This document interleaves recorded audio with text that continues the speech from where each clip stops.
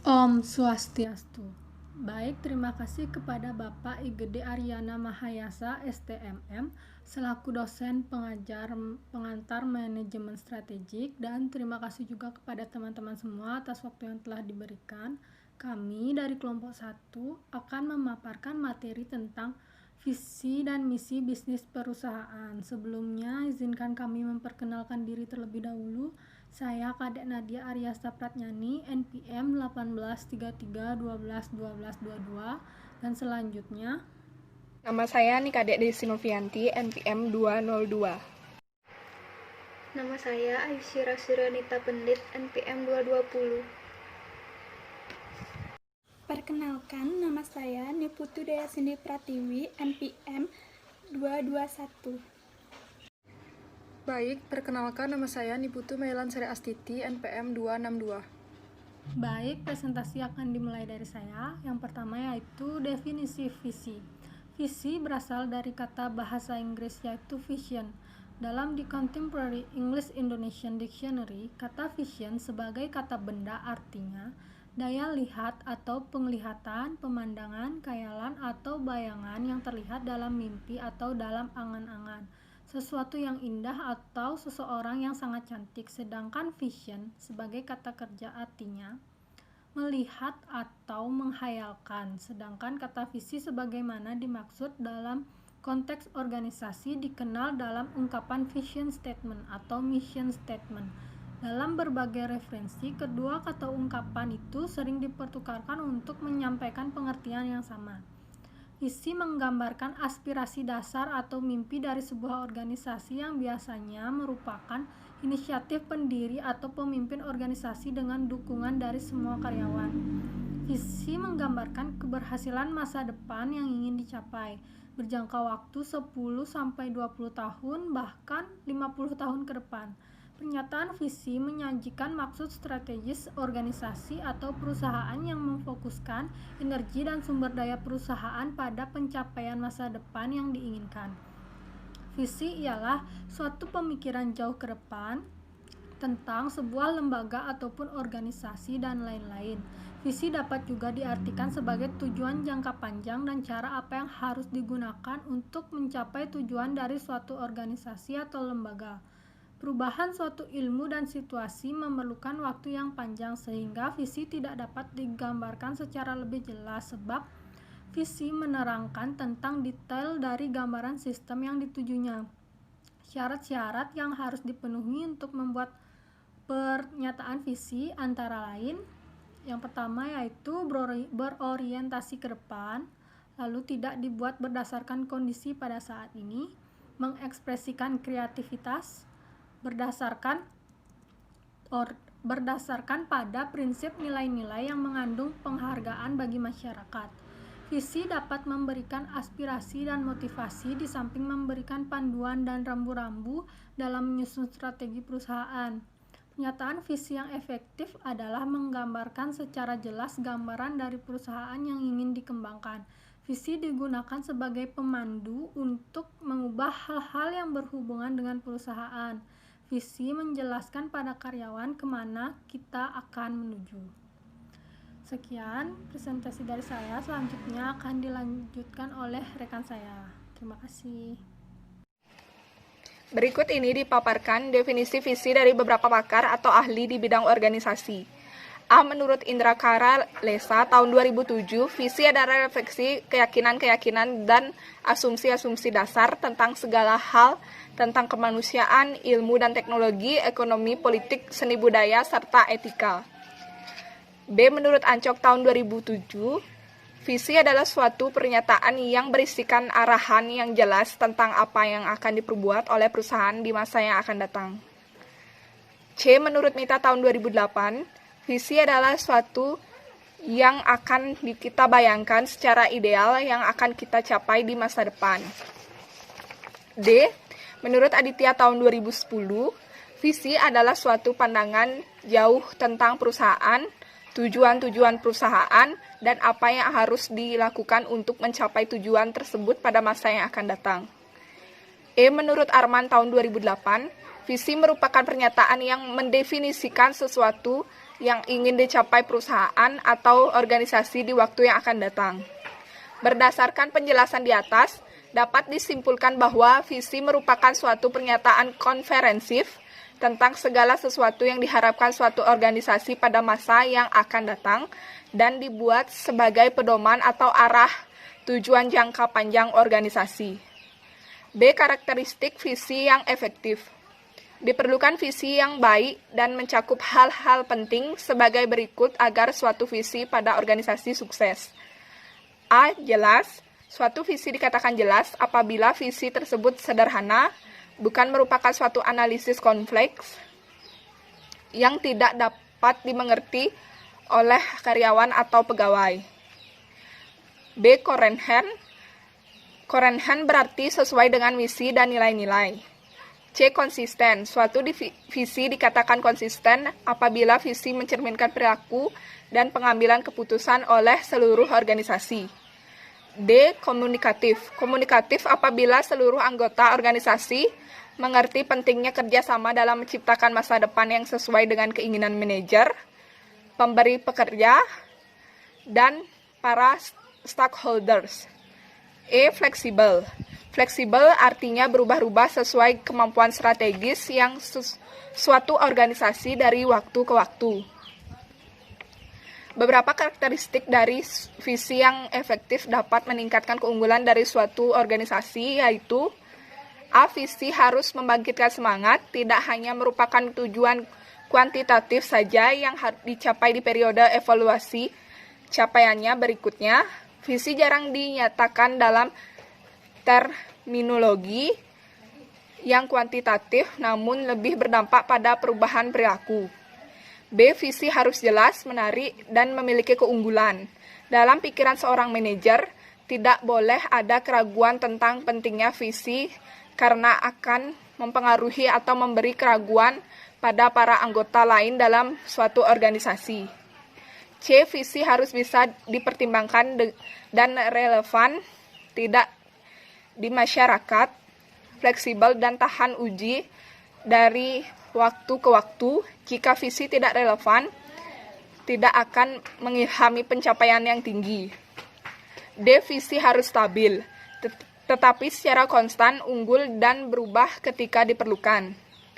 E. Visi adalah rambu-rambu dan kontrol mengendalikan segala sesuatunya. F. Visi memberikan wewenang pertama kepada orang-orang kita, kemudian klien atau orang lain yang akan kita layani. G. Bersiap-siap menghadapi masa depan dan menghormati masa lalu. Visi yang efektif selalu memelihara masa lalu dan awal suatu organisasi berdiri. H. Visi harus terperinci, bukan merupakan pandangan umum. Visi harus mendorong ke arah hasil yang terukur, apakah di dalam pelayanan kesehatan, bisnis, pemerintah, atau pendidikan. Selanjutnya, saya akan menjelaskan mengenai cara perumusan misi. Beberapa cara yang harus diperhatikan dalam merumuskan visi yang baik antara lain: A.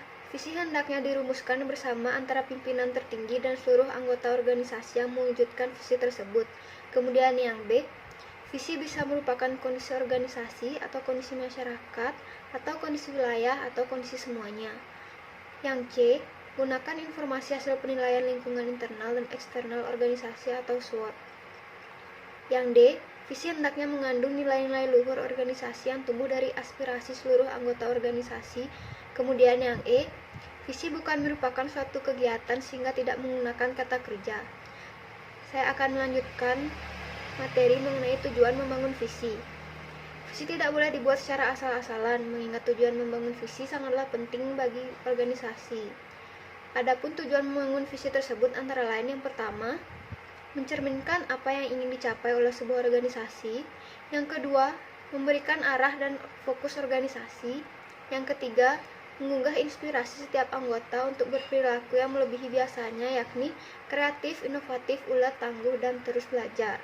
Kemudian yang keempat, menjadi perekat dan menyatukan berbagai gagasan strategis. Yang kelima, menumbuhkan komitmen seluruh jajaran dalam organisasi. Kemudian yang keenam, mengintegrasikan sumber daya organisasi atau sumber daya material dan non-material. Kemudian yang ketujuh, menjamin kesinambungan kepemimpinan organisasi. Yang kedelapan, mendesain dan mengembangkan proses-proses yang berkelanjutan di mana orang-orang pada setiap tingkat organisasi dan dalam setiap peran bisa berbicara dari hati tentang apa yang benar-benar penting bagi mereka. Kemudian yang kesembilan, merupakan suatu wahana untuk membangun makna bersama. Kemudian yang 10, merupakan komponen dari aspirasi-aspirasi penuntun suatu organisasi. Visi yang dimiliki oleh suatu perusahaan merupakan suatu cita-cita tentang keadaan di masa datang yang diinginkan terwujud oleh seluruh personel perusahaan, mulai dari jenjang yang paling atas sampai yang paling bawah. Selanjutnya, kriteria sebuah visi.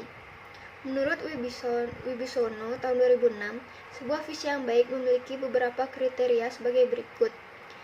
Yang pertama, menyatakan cita-cita atau keinginan perusahaan di masa depan. Yang kedua, singkat, jelas, fokus, dan merupakan standard of excellence. Yang ketiga, realistis dan sesuai dengan kompetensi organisasi. Yang keempat, atraktif dan mampu menginspirasi komitmen serta antusiasme.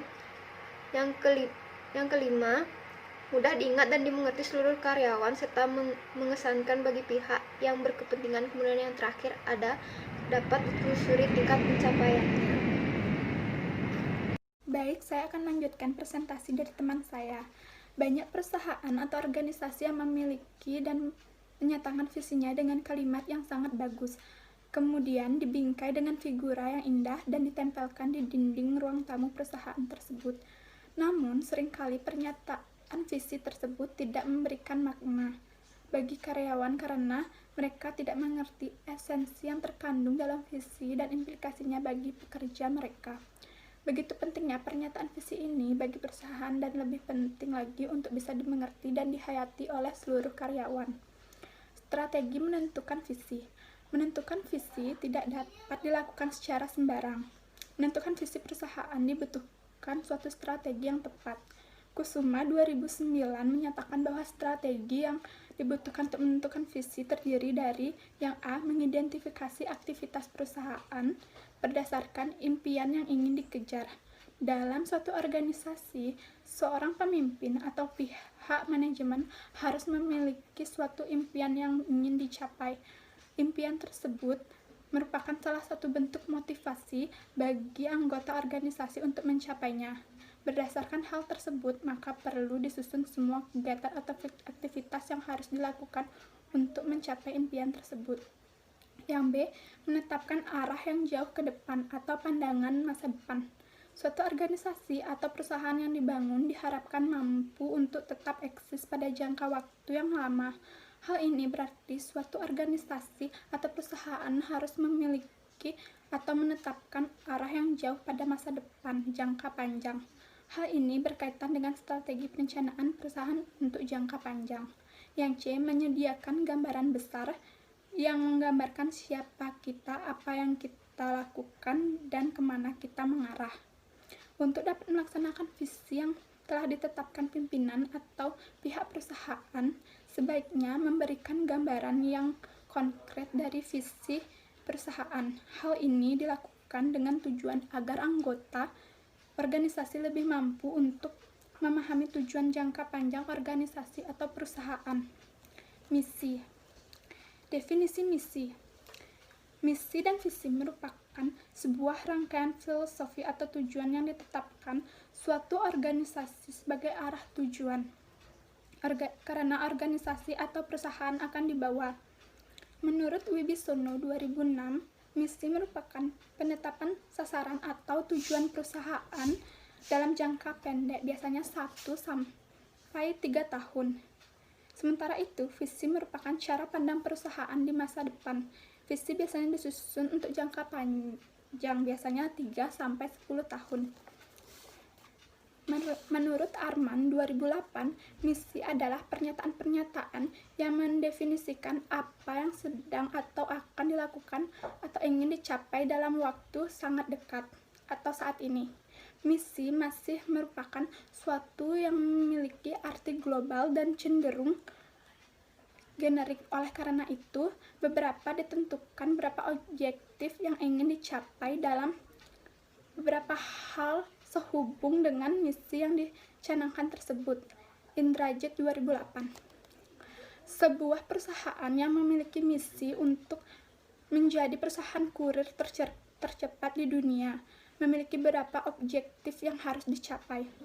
Hendrawan Supratikno dan kawan-kawan dalam bukunya yang berjudul Advanced Strategic Management mengartikan misi adalah rangkaian kegiatan utama yang harus dilakukan organisasi untuk mencapai visinya. Menurut Peter Drucker, untuk merumuskan misi, organisasi harus mengajukan pertanyaan, in what business are we in or shall be in? Dalam bisnis, apa kita berada atau seharusnya ada? Jika bisnis adalah hasil interaksi antara tiga faktor yang yaitu pasar, produk, dan teknologi, pertanyaan tentang misi pertama-tama berkaitan dengan ranah domain kegiatan yang akan dilakukan oleh organisasi. Sekian. Materi selanjutnya yaitu biasanya objektif yang ditetapkan bersifat customer oriented seperti yang pertama, memberi kepuasan pelanggan individu dengan cara melakukan pengiriman barang-barang ke seluruh dunia secara cepat dan aman. Yang kedua, memberikan fasilitas khusus dengan pelanggan korporat yang secara periodik memberikan barang-barangnya ke seluruh penjuru dunia. Sementara itu, contoh objektif yang lebih bersifat internal adalah yang pertama, menjadikan seluruh kantor-kantor cabang dunia sebagai perusahaan dengan fasilitas pelayan pelanggan terbaik. Yang kedua, meningkatkan kompetensi sumber daya manusia perusahaan sehingga memiliki tingkat profesionalisme yang tinggi. Yang A, ada karakteristik misi. Misi memiliki beberapa karakteristik, yaitu yang pertama, berisikan maksud di dirinya organisasi dan bukan proses untuk mencapai maksud tersebut. Yang kedua, ada identifikasi pelanggan dan pengguna produk dan jasa organisasi. Yang ketiga, ada identifikasi kebutuhan atau ekspektasi pihak-pihak yang berkepentingan. Yang terakhir, jelas dan ringkas. Selanjutnya B, proses perumusan misi. Dalam merumuskan suatu misi, perlu dilalui beberapa proses yang mempengaruhi pelaksanaan misi. Proses tersebut yaitu, yang pertama, ada identifikasi maksud keberadaan organisasi. Yang kedua, ada identifikasi pelanggan dan pengguna jasa atau produk serta pihak-pihak terkait lainnya. Yang ketiga, ada review dan tujuan kembali misi lama, jika ada, dan rumuskan kembali misi baru jika diperlukan. Dan keempat, periksa kesesuaian misi dengan visi yang ditetapkan sebelumnya serta misi unit yang berada di atasnya bila ada. Yang terakhir, rumuskan misi yang merupakan aspirasi dan komitmen bersama. Selanjutnya C, unsur pokok misi. Terdapat beberapa unsur pokok misi, yaitu yang pertama, kiat dan usaha untuk mewujudkan misi. Yang kedua, ada nilai-nilai dasar organisasi yang dinyatakan dalam misi organisasi. Yang ketiga, ada segmen pasar dan pelanggan. Yang keempat, ada pernyataan tentang produk atau jasa yang dimasuki atau dijualnya. Dan ada keyakinan yang kuat serta asumsi-asumsi dan budaya kerja dengan orientasi. Dan yang terakhir, ada pernyataan strategi jangka panjang dan jangka pendek. Baik, sekian presentasi dari kami. Jika ada materi yang kurang atau salah-salah kata dari kelompok kami mohon maaf. Kami ucapkan Parama Santi. Om Santi Santi Santi Om.